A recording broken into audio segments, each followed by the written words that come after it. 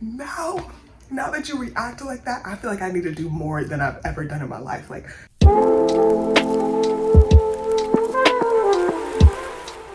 hi, welcome back to my channel. So today I'm back with another Reddit Am I the A-hole video. Okay, my laptop is kind of like getting hyped, so if you hear that buzz, that's what that is. Okay. Am I the a-hole for telling my friend her surprise party plans are a bad idea? My friend Mark's birthday is next week. Our mutual friend Sarah is planning a surprise party for him.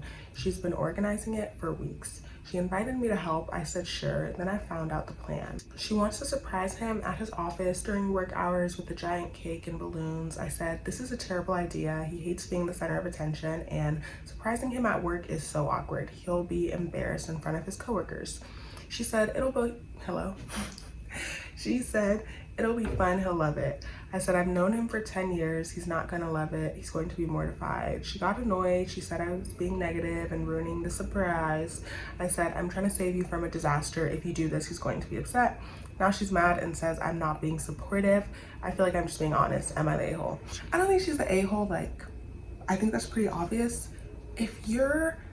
I never understand people who are super like egotistical givers and like gift givers and like surprisers of like they want you to like like they want you to like what they give more than they want to like know you and give something that's accurate to you. Like, I feel like the joy of like gift giving and surprising someone is that like you know them well enough to know what to give them, to see them like actually be happy about it. But people who go about it the other way, to where they're just like, oh, why don't you like my gift, or da da da, like, I just feel like that's so weird and like egotistical and like self-centered. Like, you're giving to someone, like it should be about the person that you're giving to, not like you and your ego and being like, oh, I tried.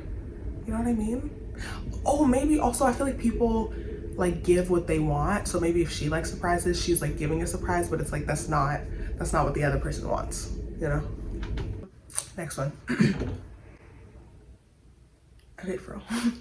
Am I the a-hole for moving my seat during an exam instead of telling the teacher the real reason? I, 18 female, have this classmate, 18 male, I've barely talked to like twice ever. During our first exam, I completely screwed up and got a 13 out of 20. Sorry. It is really like that. Later, the teacher put up a anonymous graph showing everyone's score during class, and this guy started loudly going, this is so easy. How did anyone get a 13? Just give up, bro. Jesus Christ. Like, what the fuck? He's an a-hole. Anyways, he had no idea it was me since it was anonymous, but it still kind of hurt and made me study a lot harder for the next one. So the second exam comes around. It was only 30 minutes long, so every second mattered for me. This guy sits right behind me, and the entire time he was coughing and sneezing nonstop. I could not focus. I was already stressing out about time, and it just kept throwing me off more and more. Eventually, I asked the teacher if I could move seats, but instead of saying he's coughing everywhere and it's messing with my focus, I said I was cold because of the AC. Honestly, not even sure why I lied. I think I just didn't want to make it a whole awkward thing in front of everyone during a test. I moved and finished the exam like normal. After class, I overheard him telling a friend that I was being an a-hole and that he wants an apology for embarrassing him in front of the class, which threw me off because I never said his name, never explained anything to the teacher out loud, just quietly moved seats. I feel a little bad, but also I never said anything rude to him. I didn't call him out. I just quietly switched seats. Am I the a-hole? I started kind of like breezing past the end because I was getting irritated. Like, you're already so like egotistical and not socially aware that you're piping up in class, this is so easy, I don't know how to feel. So that's already multiple strikes against you. But like I said, now that ego even more, like, you're irritated that she moved. Okay, you're lucky I didn't tell the teacher I'm gonna move because this is the most irritating person in the class. I can't even be next to him. He literally throws off my brain. My brain, listen, he's so irritating, my brain can't even focus when he's within vicinity of me. That's what I should have told the teacher. And that's what I should have, matter of fact, got up and said, class, stop. Y'all see the dirty man that keeps coughing and sneezing? Like, I hate when you like go out of your way to be super like, is it amiable or amicable? But either way, I just hate when you go out of your way to be super like you know, no problem, super respectful. Like someone's playing in your face, but okay, like let me just, you know, take all the shame. I won't even give you any shame. Let me just take all the shame and do what I need to do. And then somebody's still irritated. Because now I need to do more than I ever like. Now that you react like that, I feel like I need to do more than I've ever done in my life. Like that's such a big pet peeve of mine. Obviously she's not the a-hole. This guy's just egotistical and not socially aware, and I feel like those are like high-key the worst kinds of people because they're irritating. Yes. Am I the a-hole for kicking my friend out after going to a concert without me? I, 23 female, live alone in a house my grandma left me. It's a big house, so big bills, plus it gets lonely, so I asked my friend, 24 female, to come live with me, which seemed like a good idea at the time. When she moved in, I made it clear that this was a 50-50 agreement where we both split every bill from grocery to Wi-Fi bill, and she agreed, but it's been 4 months. Ooh. But it's been 4 months since she moved in, and she has not paid one bill in this house. So she's evicted. So all her stuff is getting out, and I'm changing the locks because you've lost your mind. 4 months. Oh God. Oh no. Anyways, aside getting us takeout, which she does once in a while, I always do the cooking. I've tried to reason with her time and time again, but she ends up saying you invited me here, making me feel guilty, like offering a rent-free space was a bad idea. Even when I suggested we cut down expenses by doing some things ourselves, like gardening, she would get very angry and say she's not used to that.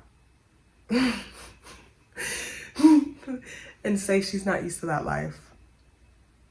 You're not used to much. You don't have money to pay bills, so I don't care what life you're used to. Whatever life you're used to, you have to tone it down to what's in your wallet. So if zero's in your wallet, get used to the life of a beggar, girl. Like, if there's nothing in your wallet, you better get used to the simplest of lives, the most DIY of lives. That's what you gotta get used to, girl. Like, earlier this month, I told her that if she was gonna spend all her money on shopping and concerts rather than helping out, then I'd like her to get tickets or clothes for me too. She ignored. Your plan, like, she's grimy, but your plan, you're not really, like, you're not doing what you need to do. I'm not asking you to pay rent. You're gonna pay it, or like I said, the locks are gonna be changed and all your clothes are gonna be outside, and you're not getting in until rent is in my hand. So you've lost a pot. Like, rent is expensive. You don't just get to giggle and la-di-da-di-da, but apparently she does because you still ain't kicking her out. Anywho though, and this is what I'm saying, you're trying to barter. I haven't even finished it yet, but I just already have so many thoughts. You're trying to barter and trade for rent, talking about, oh, buy me a concert ticket, buy me some clothes. No, like, this is what I'm saying, you're going wrong here.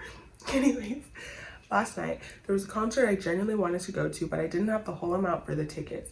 It was an artist we both love, and I begged her to get me a ticket, and she said she couldn't.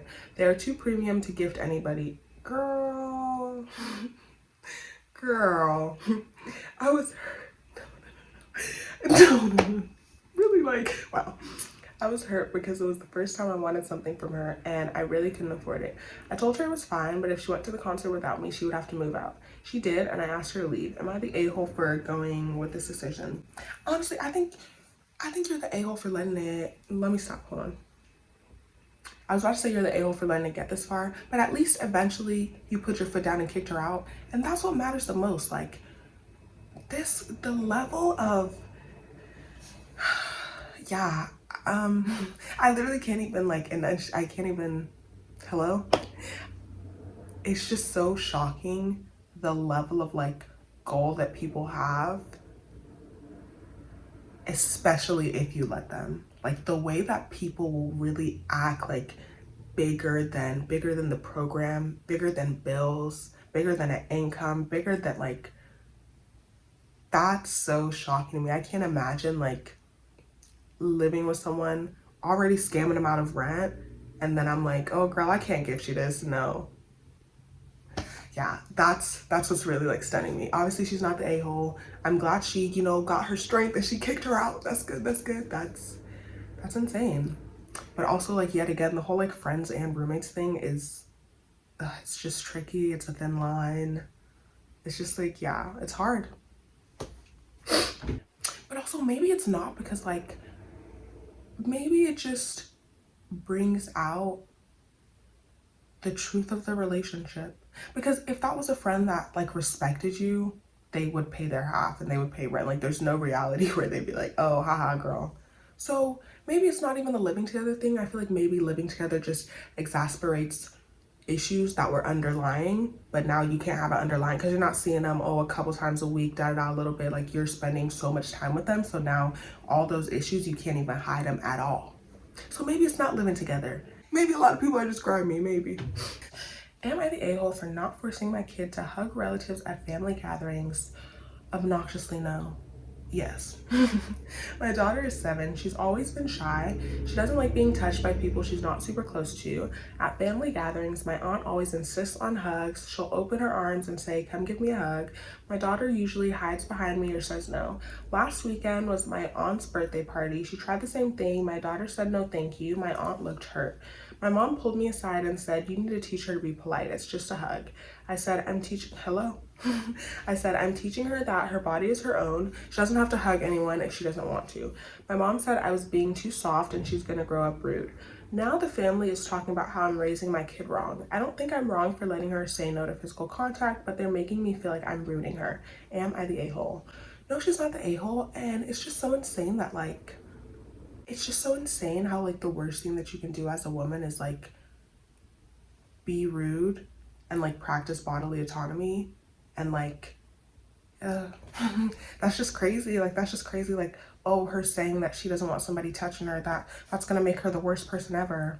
What? Like what? Like I'm not getting it. And it's just so like, it's just so insane like how much people do not feel comfortable with the woman like actually having autonomy over her body in her life and like actively practicing consent. It's just like, it's really, really trippy to me.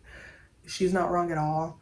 I'm so glad, and I'm so glad that like our generation of parents, like obviously some are failing, but some are doing so much better and like instilling like really important messages in their kids like this. Like this is such an important message, especially like as a kid, you're around random adults. Like we don't know what them adults are getting into. So you always, yes, you're always allowed to say no. Yes, you can say no to me. Like you can say no to mom, dad, like 100%. I feel like this is such a good message. Shout out to this parent. She's a real one. Grandma and auntie need to shut up. Like get over it.